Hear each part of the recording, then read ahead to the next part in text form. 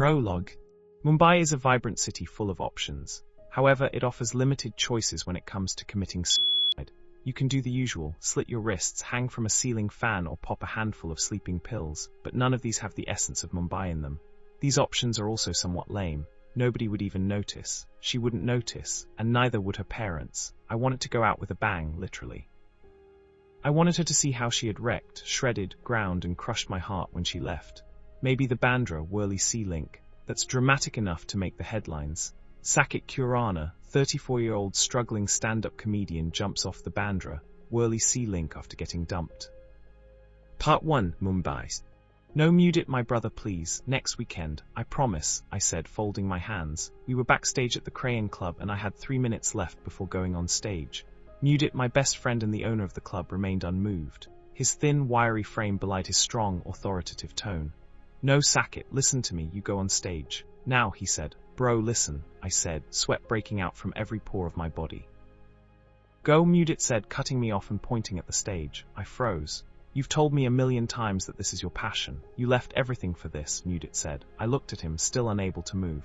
Come on, Saket, you're nearly 6 feet tall. Look at these biceps and these abs, and you are scared to crack a few jokes.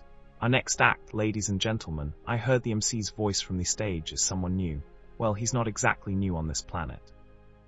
He's 33, this means in the normal world he's middle-aged, but in the world of stand-up comics he's a senior citizen. So let's all pay our respects with a big round of applause for our newest and oldest comic today, Saket Kurana. I whispered a silent prayer and slow-jogged to the stage.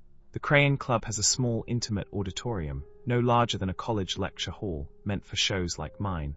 An audience of about 70 people had their eyes on me. I took a deep breath. Come on, Saket, you got this. Hello, Mumbai. I opened my act, nothing in response, an eerie silence equivalent to death for a stand-up comedian. I know what you all are thinking. When did bouncers become stand-up comics, huh? I said, pointing to my muscular biceps. Well, the management here is cool. The club owner said he no longer needed a bodyguard so I could take a shot at the stage here. A few chuckles in the room. Okay, not bad, keep going. You know, talking of the stage, I was that guy in school who always got picked for the same role in the school plays. Beam. A few laughs, good, go on. Did you guys ever take part in school plays? Some nods in the audience. There are only 2 or 3 plays that are performed in our schools every year. One is the Independence Day type of play. There's always one fixed Gandhiji, the same poor kid who's chosen every year. Someone thin and scrawny with a bald wig pulled over his head. He has to bend and walk and recite the same dialogues year after year. Ahimsa is the best way. Non-violence is the right path. They play patriotic music in the background, Van Mataram mostly. It's all awesome, India is achieving freedom and it's all happening on stage. But bro, behind the stage there is pandemonium. A teacher is going crazy. She has lost her freedom. She's trying to coordinate all the kids and time their entry on stage. She's screaming. I remember our dramatics teacher, Mrs. Dutta, shouting, Oi Gandhiji kahan hai, bathroom, ye time hai bathroom Jan Kar. Laughter in the audience. Phew, Gandhiji arrives, class IIB student Manish Verma, tackling a dhoti he's clearly not comfortable with. Mrs. Dutta pulls his ear, slaps him. Where did you vanish? Now go on stage or you'll get one more thapad. Maury laughter. Clearly, nobody backstage cares about ahimsa or non-violence. Gandhiji, scared of Mrs. Dutta, runs out onto the stage to show his fearlessness against the British. Now where is Subhas Chandra Bose? Mrs. Dutta screams behind the curtains. Arai, button up your shirt quickly and wear your cap and go. And there it is, my first full-blown audience bursting into laughter moment. Roll with it, Saket. The other play we often did was the Mahabharata. And like I said earlier, there's that one giant kid in every grade. I held the mic in one hand and rolling up the sleeve of my t-shirt, flexed my biceps. Who's perfect for one and only one part, Beam. That's me, people, I am Beam. Ha ha ha. Some of the laughs were louder than the rest. You just know the batch, Beam. He's an outlier in height and weight. Big and born for the role. No matter how sensitive he is, how funny he is, or how deep and emotional he is. Nobody cares about his acting skills. Nobody even cares if he wants to do the part in the first place. He simply has to do it, because given his frame he is Beam. This year, next year, and every other year until he leaves school. I was Beam for 6 years. It was my entire childhood. This one time I went up to Mrs. Dutta and said, Ma'am, next year we're doing Cinderella. May I take part in it? And Mrs. Dutta was like, as what, the prince, have you gone mad? You are Beam. There's no Beam in Cinderella. Saket, you can take part in any play as long as you do the role of Beam.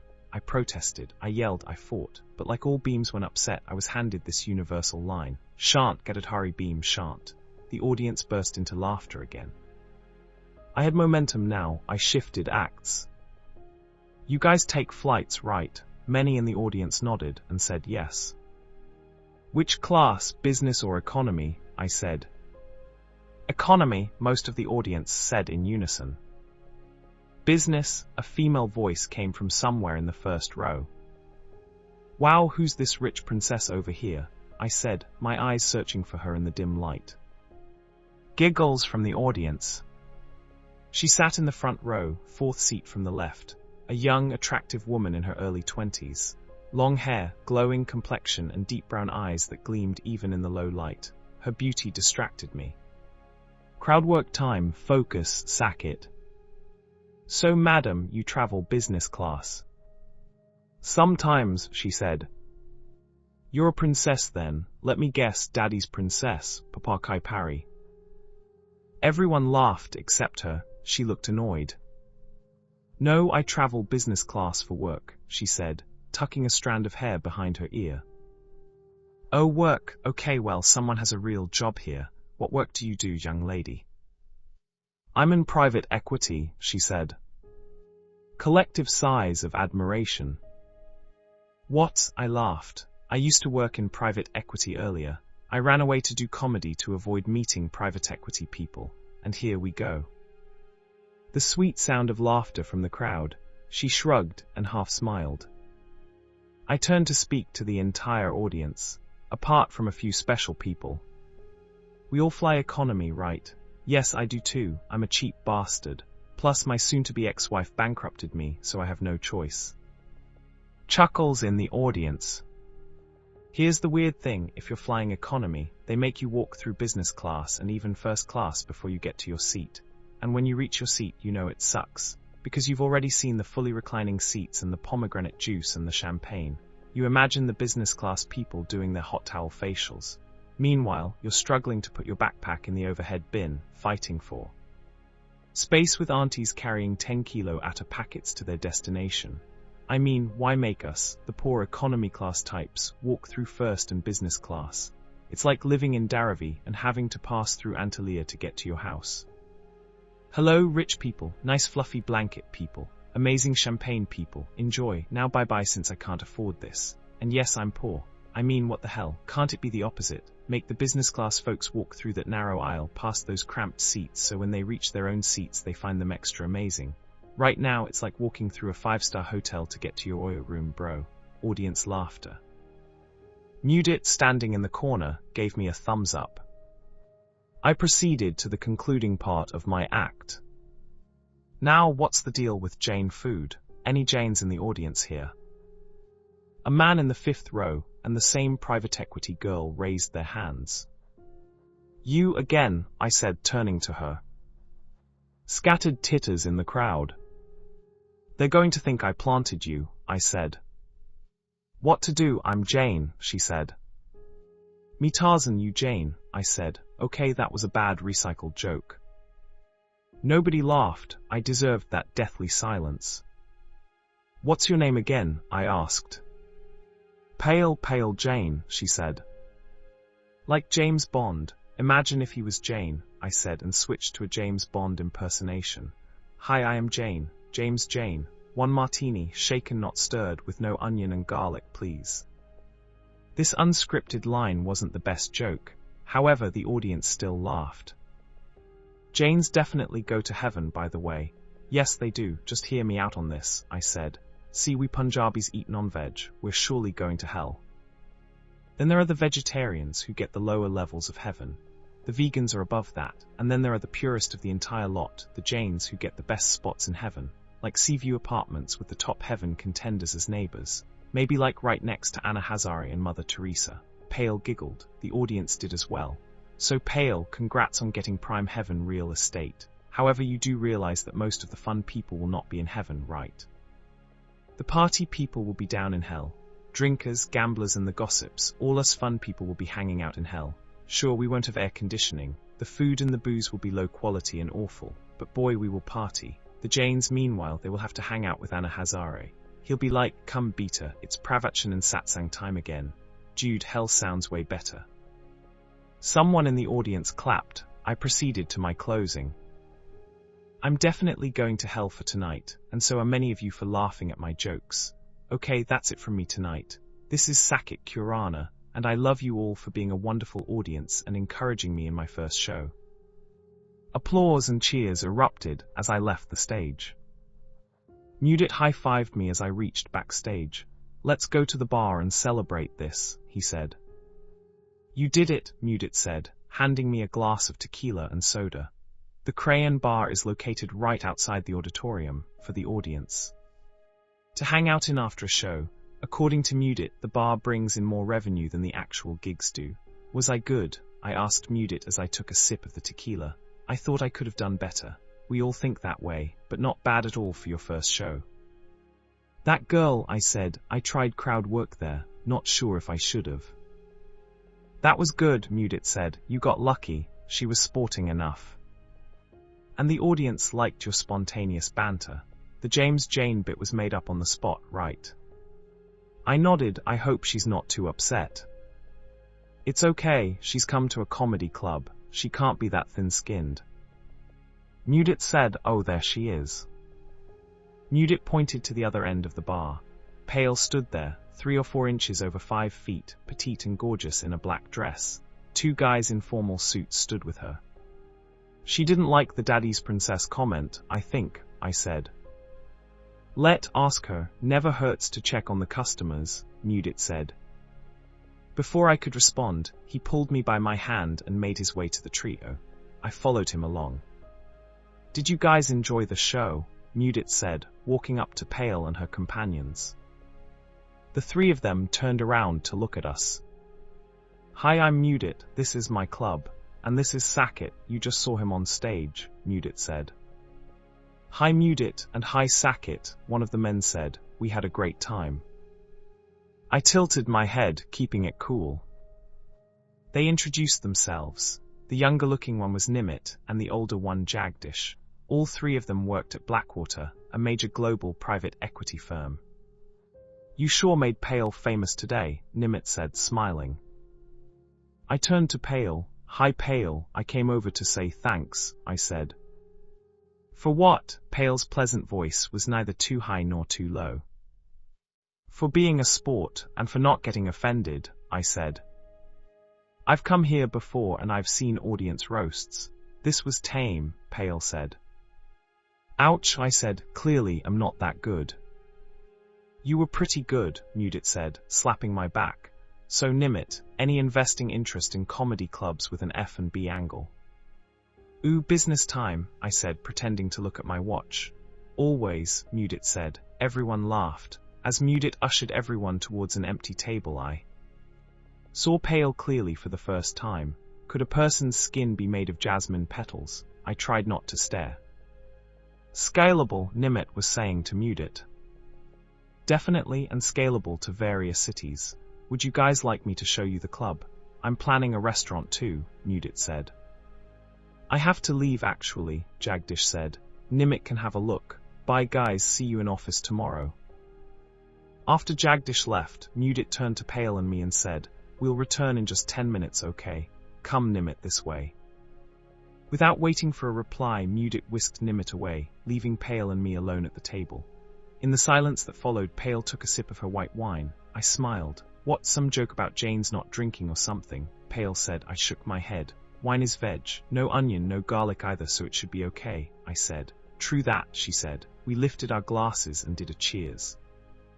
I used to work in private equity too, I said. Which firm? Yellowstone Capital. Oh, they have an office in Mumbai. In San Francisco. I moved to Mumbai only recently. How come? Personal issues, I said after a pause. My marriage ended, I wanted a fresh start, live my own life finally. Hence stand-up. Yes, stand-up is my passion, I'm not that great though. Why do you say that? The audience laughed quite a few times. Just build on that, you'll only get better. That's supportive of you, thank you. even though I was the scapegoat of the show today. Sorry about the daddy's princess comment, unnecessary. It's okay, it's comedy, one can't get offended over little things. Thank you. We took a few sips of our drinks in silence. How long did you work in private equity? She said after a while. Too long, around 10 years, how about you? 10 months. Ah, you're a baby. Here we go again. What?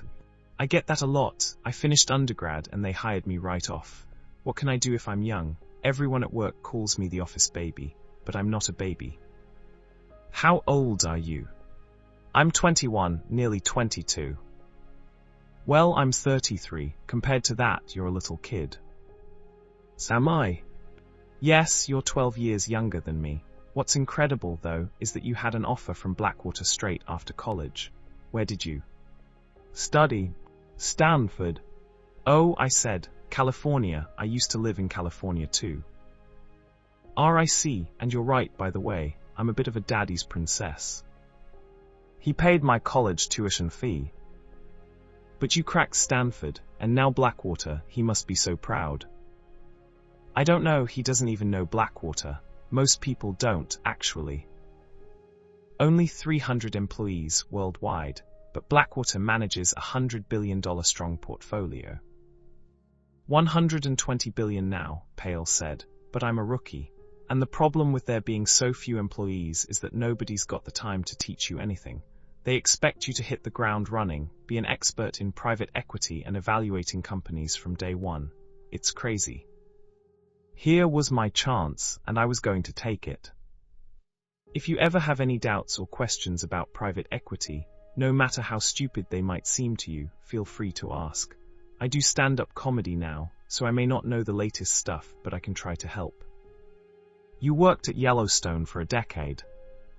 Before she could finish her sentence, Mudit and Nimit came back to our table.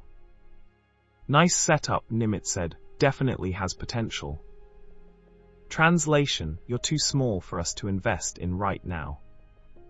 If you guys come in, Mudit said, but Nimit interrupted him. Not now, it needs critical mass for Blackwater to consider it, he said.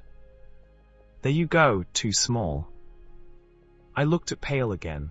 Our eyes met, as if we were thinking the same thing, that Nimit was just politely turning Mudit down.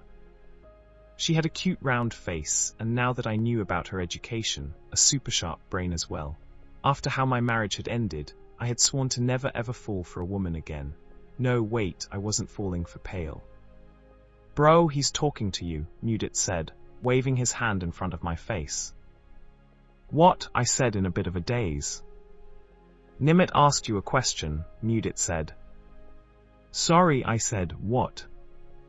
I said, how did you end up at Yellowstone? Ages ago, I had a small tech startup. After a few years, I sold my company to a bigger tech company, where Yellowstone was an investor. During the negotiations, Yellowstone asked me what I was going to do after selling the company. I had no plans. They offered me a job, and I took it.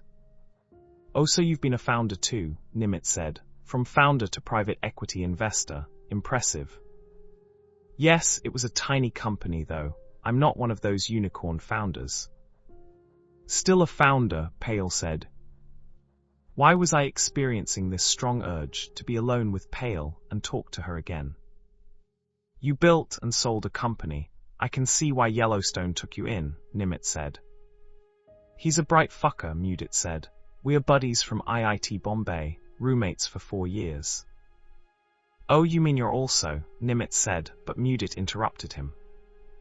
Yes, I'm also a wasted engineer. Like Saket, no wonder we're best friends. Misfits in this world of corporates and big deals. Engineers wasting their degrees and doing comedy. That itself is a comedy. Everyone laughed. We better leave, have work tomorrow, Nimit said. But tomorrow is Sunday, Mudit said. Doesn't matter, we have a new IM due on Monday, Nimit said. IM, Mudit said. Investment memorandum, I said. We make those to evaluate any new opportunity. You guys are too smart, Mudit said. Not really, Nimit said. Anyway, see you guys, our driver is waiting. Come, Payal. See you guys, Payal said. I realized then that I did not have her number and that I had 10 seconds to come up with something, else she would be history, and none of the craziness that transpired later would happen either. But as luck would have it, destiny had other plans in store for us. I don't have your contact details, guys. I could add you both to our broadcast list, I said, in case you want to attend any of my future shows. Bad comedy can be contagious. Sure, Payal said, laughing. She opened her black Tumi laptop bag, took out her business card and handed it to me. Nimit gave me his card as well. We won't get spammed, right? Payal said. Never, I said. Mudit and I stayed back at the bar after Payal and Nimit left. Mudit kept staring at me. What? I said. You like her, Mudit said. Who? Stop the bullshit, you know who. It's nothing like that, bro. She was just a guest at our show. She's pretty, round face, long hair, delicate looking, your type completely, and same industry too. She's 21, Mudit, too young. That's what's stopping you, really? Yes, really. Firstly, you know what happened with my marriage. I'm out of the relationship world, for the next 5 years at least, or 50. Secondly, I don't know if she's keen. She's keen. What? No. She gave you her card, message her. I asked for a card. Fine, so you're keen. That was my original point anyway. You like her. I just wanted to add her to the broadcast list. The bigger our list, the better. Really? Why don't you go up to all these other men in the bar right now and add them to the mailing list? I threw up my hands in frustration. Bro, I just had my first show. Let me enjoy that, and you're right, I did ask for her card. That was a weak moment. She's history. Fuck it, I said. I took Payal's card and put it in Mudit's shirt pocket. Here, you keep it, I said. Or better still, just throw it. SHH, Mudit said, placing Payal's card back in my hand. Keep it. Don't be so hard on yourself. Not everyone is Rashi. I covered my ears. Don't take her name, please. Fine, anyway, let me check on some of the other guests. You enjoy the success of your first show, okay? I stood at the bar, holding my tequila glass in one hand and Payal's card in the other. Payal Jai. Analyst. Blackwater Capital. I ran my finger over her embossed name a few times. The card had her Nariman Point office address. It also had her email, office landline number, and mobile number. Should I message her? No, absolutely not, a stern voice screamed inside my head. You were great, a girl's voice interrupted my thoughts. I turned around to see a young couple standing in front of me. That bit about the school plays was good. I was also beam in all the plays in school, the guy said. He was well built, 6'2" and many more inches wider than normal people. Welcome to the Beam Club, I laughed. Can I take a selfie with you, the girl said. Wow, my first ever selfie request. Mudit sat a few tables away from me, with some of his regular customers. He looked at me and smiled, lifting his glass to show his support for me. Maybe, just maybe, a tiny bit of my life was working out after all.